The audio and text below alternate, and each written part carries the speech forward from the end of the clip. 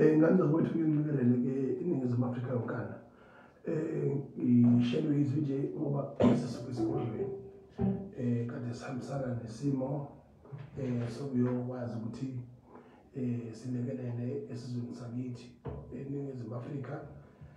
Kanti the day before bekade ngilapha Vryheid nakhona ngiyolwa ngibizwe amalungu omphakathi eMondlo. Ngithi ke kanza kwethu angibeke esithombeni ngakho konke okwenzekile nokuyikhona khona njengamanje. Engizokusho ke nje mina I will be very simple. Lokhujana I will be very simple and straightforward. Ngizosho nje ukuthi uqala nje into ebaluleke kakhulu nayo yonke ngicela ngiqale kuleli yazwe lase-America. Izwe leliyana elu-number 1 country in the world in terms of economy and the army. Kubalulekile ukuthi makukhona inyakazo eyenzakala kulona yenziwa futhi abantu abasha siyi-recognize futhi nomonakalo wenzakala kulona so-recognize. Lapha la kubulawe umfana omncane kakhulu lapha no-32 years uCharles Clerk ekhuluma ebulawa umfana omncane oyisniper nje ovela wamnemba intamo washaya lo mthambo lo kuthiwa imendula lo Lambugadasdo waphuza igazi wafa same time. Lezo zinto lezo uyakhumbula ukuthi ngonyaka ka-2024 uTrump wehlelwe esifanayo ngentahla kayena wasinda bamchayindlebe. And then izimo lezi sibhekene nazo emhlabeni. Umhlaba is revolving, umhlaba uyanyakaza. Njengoba kwenzeka nabo Nepal. eNepal kuthathwe uhulumeni wakhona wenza into engabalekile engafanele ngabe yenzeka. Wavala ama-social media ehlasela abantu bakhona efuna ukubakhova bebemkhovu njengoba simkhovu nje kanje eNingizimu Afrika. Emvelo kwalokho intsha yakhona the youth of Nepal yasukuma yalwa yathi ngeke. You can't shut down where we have opinion, where we share each other's knowledge. Balwa bathe mabelwa ngiyakutshela mntana baba bashisa iparliament nakhona bashisa izindlu zombuso bashisa imizi yominister kanye neyo mongameli wakhona uprime minister wakhona eNepal. And with immediate effect waresign ethatha indaba yama-social media abaphila kuwona. Uyakhumbula lento eyenzeke e-Egypt. There was an Egypt unrest mhlawumbe 2018 or 2017 kodwa yenzeka as a result of ukuthi uhulumeni wakhona wayeseyibona isigora ngoba uphathwe laba abantu abadala unombaleki inhlonipho bavele bacabanga ukuthi bangoba bayakona kanti they have a responsibility to govern the country. They are not your fathers and they have a responsibility. Into ezakalayo-ke emvelo kwalokho into ezakalayo la ugcine sekuthi i-Indonesia nakhona umhlaba wasukuma wanyakaza. Wasukuma umhlaba eFrance. Wasukuma umhlaba go-Brazil nasey'ndaweni ezihlukahlukene zomhlaba. Ukhalela into eyodwa nje ukuthi is an unfair practice for a black skin to be undermined and for a youth of that particular country to be undermined and the voice of the youth to be undermined as a result of elders who think they want to earn the economy of this country and go with that economy into their grave. Wrong, totally wrong. Njengamanje ke ngenza kwethu sibhekene ne-crisis enkulu kakhulu kulelizwe. Siyazi ukuthi into ebizwa kuthiwa i-unrest sasingayazi isikenzeka kulelizwe. Angifisi ukuthi iphinde yenzeke. Kodwa nge-arrogance kahulumeni wethu ungalaleli, unganaka abantu abasha, unganaka abantu ecabanga ukuthi uzobabamba ngama-feeding scheme, ecabanga ukuthi abantu abasha uzobabamba ngegrant, ecabanga ukuthi abantu abangasebenzi uzobabamba ngo-350, ecabanga ukuthi abantu abafundi uzobabamba ngo-NSFAS. No. Time to play is fucked up. No more time to play. You can't hold people of South Africa neglect. You can't hold people of South Africa the social welfare pretties. You are creating this country to be independent on the social welfare state, whereas we can never allow that. All we want is economical freedom and economical practice in our lifetime. Someone somewhere in any university, on any metric that is about to explode and take over this country, if we don't do the right practice as elders of this country. Yanitshela mina unitshela wami ngimtshela usuku losuku kodwa nishite yodwa nina nithi ngiyahlanya namanje nje ngibhizi ngichaza ngaleli flag engiphethe iflag leyikhwakha leli noma ngane inkinga engalana neAmerica, but America is the best country in the world in terms of economy and army. If it was controller umhlaba wonke jikelele ishayela imithetho obababili abaphethe izwe lethu iyafana nento nezwe lekushisela impepho kunjalo nje sengiqedile qhubeka nike nina wa athi usho passport angaze niye ndawo aze niphumele phandle nikhomotha mahala nje njengamanje ngizokhuluma ngakho uSipoli udaba oluthinta emhlangeni umkhosi womhlanga oqala ukuthi wenzeke esigodlweni eMashobeni. Ushaka senza ngakhona kwakuyinkosi yakithi eMashobeni. Lokho kwakukhomba khona ukuthi inkosi iba sesigodlweni la izalwane khona. Nalaka nasesigodlweni esingumuzi kayise. Ukubalulekile ukuthi kubaluleke ngayo yonke indlela ukuthi izinto siyibukisise futhi umhlaba uhambe kahle noma benenkinga eziningi zokungahleleki isilo asikwazi kuba izandla zokwenza sigijime phansi senze izinto eziningi kepha sithembe abantu ukuyibona bona bakufanele besondele esihlalweni bephinde futhi bebambisane nohulumeni izinto zenzeke ngendlela efanele. Lo hulumeni wenhlanganisela ngalikhoza ngawo awusebenzi namanje awusebenzi futhi. Wawubona ukuthi upremier wethu uThamisanqa Ntuli waqala nini ukuhamba umhlanga. Ngiyazi ukuthi uyayisontela lo ubhuti noyisontelayo kodwa waqala nini ukuhamba umhlanga. Kodwa yena uba lesibindi sokuthi athule isilo kube uyena owethula isilo ekhona uba uchiliza oyena oyisekela noNankulu kaZulu. Isilo asikwazi ukuyithulwa by the political deployments personnel.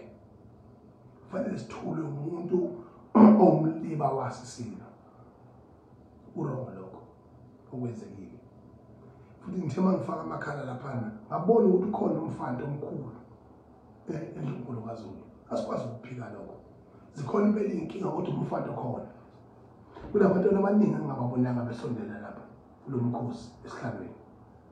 Kunabaholi abanjenga mntwana kwaphinda angene inkosi yakwaThelisi angibabonanga lapha abaholi abaningi. Lokho kuhlonza umfanto ongangilizeki ngaphandle kokwenza ucwaningo nangaphandle kokukhuluma izinto ucabanga ukuthi mhlambe ngikhulunywa umuntu kodwa mina njengomholi njengopresident of the Benqe Nation kungakhona isizwe samabandla wonke uzoyikhuluma leyo nto umfanele lonkulu khona amaphutha futhi akhona inkinga futhi zikhona kodwa engushoyo ukuthi lokho njiwe nguye unguye lozelwe nguye unguye lahlangana ibhubesi laphinde lahlangana nelinye ibhubesi kwasephume ibhubesi uye usinqobile uMisuzulu kaZolithini okumele makasiphathe inkinga esibhekene nazo amaphutha akhe angawesizwe abona wakhe ngoba uphila yedwa yini iphi imhlalandlela yabomkhosi iphi imhlalandlela yabomkhosi bapho uNdlunkulu besikole uphuzuluko ngoba lento wayekazulu wonke akekho umuntu ophilayo lelizwe especially nakwaZulu ongenawo amathambo esimkhulu asalisandwana umuntu ongeke ukhombe kwenye indawo ngaphandle ukuthi ukhombe ibuzi lenkosi esiphethe njengamanje uMisuzulu kaZolithini obisa ngedlula yamethema Nkosi kulokho kumile nje uyena uNkulunkulu wethu osiphethe uyena umnikazi wempepho iyakwaZulu wonke anajikelele emhle emubi wrong right inkosi iphila ngezesekelo zeceke nendlunkulu ikhothamene ngamakwabo ngaphezulu kokuba ikhothamene izizwe ukuze inkosi ibonakale amandla ayo ngaphezulu lokho ukuba kwangaphambana okuyoba icala dlala ngenkotha dlala ngolimo thina bakithi bakwaZulu siyazi ukuthi inkomo yomsebenzi mase wayikhomba wathi le ngizokwenza ngayo umsebenzi lokho nevodla amadoda le ngizokwenza ngayo umsebenzi noma ingamitha umqhubeko wenze lo msebenzi ngoba ungawenzanga ngayo lo nkomo izodlala bayazi abantu bakwaZulu inkoluma ngani bayazi abantu bakwaZulu inkoluma ngani inkomo esikhonje ukuthi izokwenza umsebenzi wayigeja wena uthi hayi ngoba siyimithi asithathele uyibona la nkomo uthi kanjani ngakho ke asiphile la siphila khona ngoba kusiqinisweni abantu abahamanga ithina ayikho inkosi yangayiphatha inkosi yaphathwa ibonge ukukhahlela kwayenkosi indlela egandavule ngayo uXulu ubaba uMusaXulu lo bizwa uprofessor leli gama lika professor ayisenganisanga ngoba professor abaningi sebethathazile kulomhlanga nje phuma oprofessor babili abaphambene nayo yonke into ukuphila awukwazi ukuthi uprofessor uzalo kwaZulu bese uphambana nesihlalo uphambana neqiniso kusukela eqaleni ekhanda kuze kube egcineni noma amanye amaphuzu abekayo babuXulu engakwazi ukuthi azwakala yebo ubhuduzela kwelapha emhlangeni kuloko njengoba sifice intombi nje umntwana uthulane ethe kunamashawa all over ayikho intombi ezogeza emfuleni esho ku TV kodwa thina sibonile inkonzo intombi egeza emfuleni ubusuku nemini zigeza emfuleni iqiniso lelo liye emphakathini ngoba umphakathi uyibonile futhi leyo nto ngoba umhlaba nje yikho usigubuzela izinto ongamele siyigubuzele sizisho basenjalo ukuze ithole isixazululo ukuthuleka kwesilo sithule uNdunankulu weprovince wale ma-GNU asangene that is wrong ukuthi umuntu onithulani amemezele ukuthi kunamashawa nayo yonke into catering yonke into sleeping comfort ekubeni bese kuba nenkinga ezitholakalayo that is wrong thina besibukile intombi ziyinqunu lapha sizesahlezisa ngisho ama security ethu ngibonga amaphoyisa ngifuna ukuqala ingalo yomthetho ayingalo yomthetho bafowethu noma ukuthi ubiphi ophongolo yapikwe Firehead yapikwa wona ngoma yapikwa Olundi yapikwa yonke indawo ingalo umthuli isebenzile isebenza 24 hours noma ngabe ubani okhomanda kule Northern Zululand kulesigaba lesi semhlangeni ngithi mina ngithola isigqoko umkhwanazi kumele leyo nsizwa oyihloniphe oyideployile lapha ukuthi ikwazi ukwenza umsebenzi iwenzile. Ngiyacela mfowethu njengocommandant of province iqiniso kufanele sikhulume endaweni yalo ngesikhathi salo. Namanje ngimile ke kuthenini ke kulezi inkinga ibe khona na kanjani uXulu is totally wrong ukuthi angamelana noNgonyama kusukela ehlala kuze kube manje. INgonyama ibe right yokuthi ikwazi ukuqondisa igwegwe. Futhi okwesibili iNgonyama kwaZulu iNkulunkulu awukwazi ukuphikisana noNkulunkulu usuke iphahlawe noqobo. Ngelinye ilanga sohlangana nawe endaweni engafanele. Ngakho ke okumfanele uXulu uma kuwasolwa umuntu omdala ngesizulu sakithi ngisho ngabe kuthiwa into akusola ngayo awuyibone kahle. Thatha inkomo iqobe uyoxolisa uthi ngasithe kwena wendaba uthi bengazi ukuthi sengonile bengithi ngibekumbona njengezinye zezibi zakho kodwa namhlanje ngiyithola sengisenkingeni ungisola phezulu kommango wamakhosi nesifungo sentombi. Ngiyaxolisa wena kandaba uXulu bekufanele enze leyo nto athi qhuba inkomo ayishe lapha bese kuba ile mbongolo lothotrisa khona. Mina mangikhuluma mina ngihlamba ngikhuluma izinto engafanele ngiyikhuluma ezinye ngiyikhuluma inhlamba ngeke ngiyeke ngoba angithuko lonke umuntu kepha mina inhlamba ngiyayibheka kepha ngithuko nje ngasengeke. Ngitshela iqiniso mina sizwe saphonga namakheba. Manje ngafuna ukuphila manje ngafuna into eyiqiniso okusho ukuthi abantu abenje ngathi umdlazana abahamba emhlabeni alokuthatha ikhwama nibheke emakhawonina ngonyoko nihambe lohlala khona. Angikwazi mina ukukhuluma eqiniso. U3 Seconds udoto womuntu owenze iphutha elikhulu kabi uma ejwayelena amahlanga ama-jokes udlala endaweni nalo. Awukwazi ukuphazamisa inyosi umgoqozi wembizi ezayibheka amambuka uMagwedla azashiya umuntu oseqolo unyaka siyatula ibizi 10 nengoko eke uNdlovu zamdela zashaya amagajimi sukona kampana ikona elindelana. Umfowethu dayebheshu ayigibele ibhasikili mayigibele liyashila bela. Ngithi mina umfowethu amasango uwomunye weinyosi nezimbongi eziphiwe ngaphezulu kwabantu asike sababona bephahla phezulu umhlaba bephahla amakhosi. Uwes uwe-age group yethu ithina siphethe manje lento eyenziwe uDr 3 Seconds Jinsi iyawunyaka nezikhwama zayo emuvi yamkhafula u3 Seconds obenza lokwanyana unotanda buka noma nje ngokizwe uhlanya phela phakathulweni sapho ngapha zomgelezi ihoko akayiqhisi qakala inkomo yeCovid wahlomisa ibutho sayitshala iNgonyama ona kuthwala isidlokolo waqonda enkandla kuqedle ihlekisa maqende waliqaqa waluka udokotela uKhumalo obaphethe umkhandlo ingamanyala aphindwe kashoni.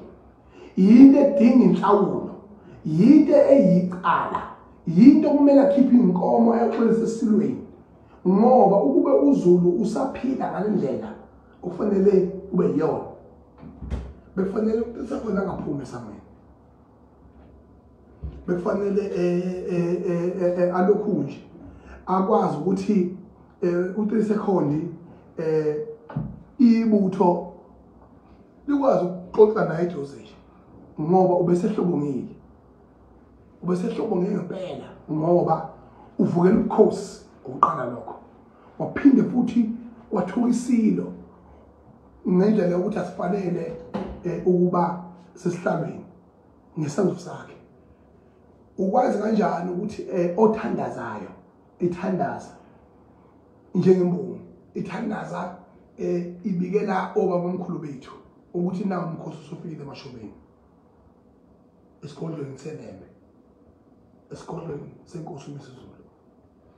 Lokho kuyicala akokhetha ukuthi udlalaphi akudlalwa lapho siphethe izwe la no time to play is fucked up.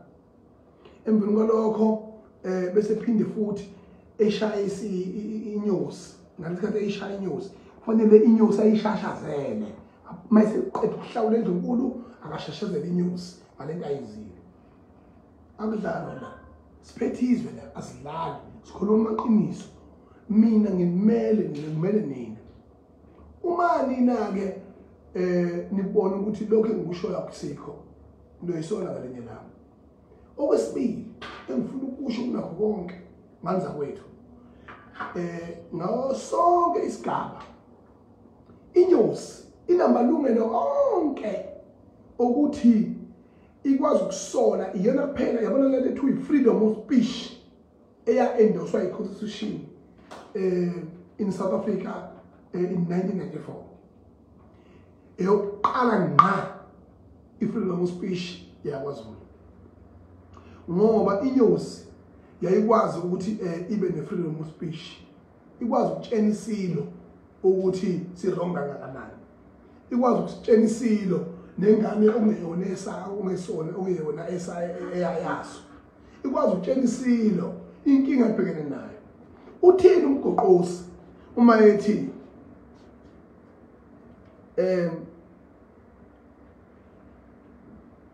imbaba la kangena ekhaya ithanda ihlathi ukhahla sona isilo uqonde kusonqo ngokukhuluma ngokwesilo yabona ekubeni ke lokho akukhulumayo ingxenye yokuxwayisa noprofeta umlando wakithi kwaZulu uzokhumbula ukuthi uthatha mayethi athi phuma emenweni utshale bude buzogibekela uthatha emazweni kaMkabayi kaJama la ethi khona uMkabayi kaJama skidi eshukushaka athi skidi pheza izitha izulu linile utshale bude buzogibekela noma uMkabayi kaJama ayikhuluma ubuxoki ukuthi usiyabona vele ukuthi sebehlelile ukuthi balisocongile kodwa amagama kaMgoqosi alapho ukuthi ubani ongena ezibongweni ungena kanjani awukwazi ukwahlulela inews noma imbongo ukuthi ichaze ithini.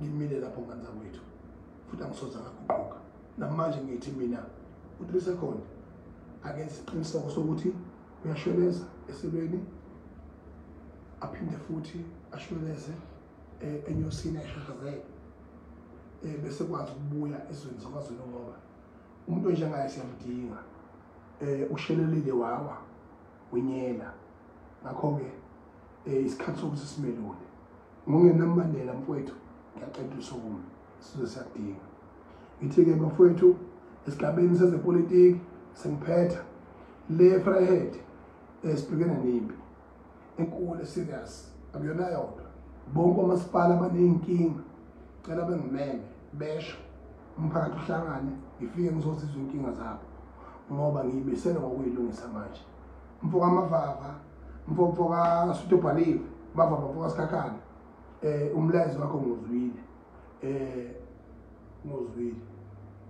ngozwile futhi ngozwile kakhulu mfoka Sutobhaliwe umkhaya uyakhula well done boy, well done, you're coming well, now you are sober-minded.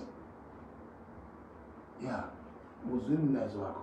So into ebalulekile ukuthi asihlanganene-ke siye phambili njengesizwe futhi sekuyisikhathi sokuthi siziphathele ngempela ke manje izwe ngoba awukwazi ukublame ogoda amantashe la abakhonkotha le abakhonkotha khona then you still blame them. Ubuka lesasiso lesiyana how many years still to come, then you still gonna blame that particular person. There's no way. Ziyakhala manje Zulu hlangana Zulu sukuma kubi kunomfati nje kubi nomfati okhona idumene ngifica nokuthi ngibona nokuthi lamabutho nje ingubo yenkosi yaxeka nje ingubo yenkosi idabukile ingubo yesidabukile ingubo yendlu lamithi yamakhosi idabukile ngibonile mina nabakhona bayaqhuka funa sikwelapheke lokho sikusukumela sikunake. Ngibonga kakhulu kubo bonke abebekhona, ngibonga kakhulu nakumele uSizonke Foundation umfoka amancinza usukuma naye esekhonini emele ubukhosi bakwaZulu bonkana ukuthi akwazi ukuthi naye abeke isandla endlonkulu nomkhosi uphumelele nalento eyenzekile ukuthi uhulumeni wethu ashodisa amabhasi into obigcine engafinyelelanga zonke nama-resources akhona angafinyeleli kahle iy'cala namanje-ke simile ngithi kini angizizodlala la akuhlekwa manje time to play is fucked up ngibongele ne-Orlando Pirates ukuthi iwine indebe ishaya amabhunu ngakho-ke masingaqhubeka egameni le-Orlando Pirates lokhu ekwenzile ukuthi ishaye amabhunu ase-Stellenbosch iwakhiphe phansi ngo-3-0 yini esingakuthathi sikushintshe sikufake kwi-economical system sikufake on our system ukuthi what Orlando Pirates have done to defeat and to kill the Boers in Stellenbosch through soccer match, then we do the same economic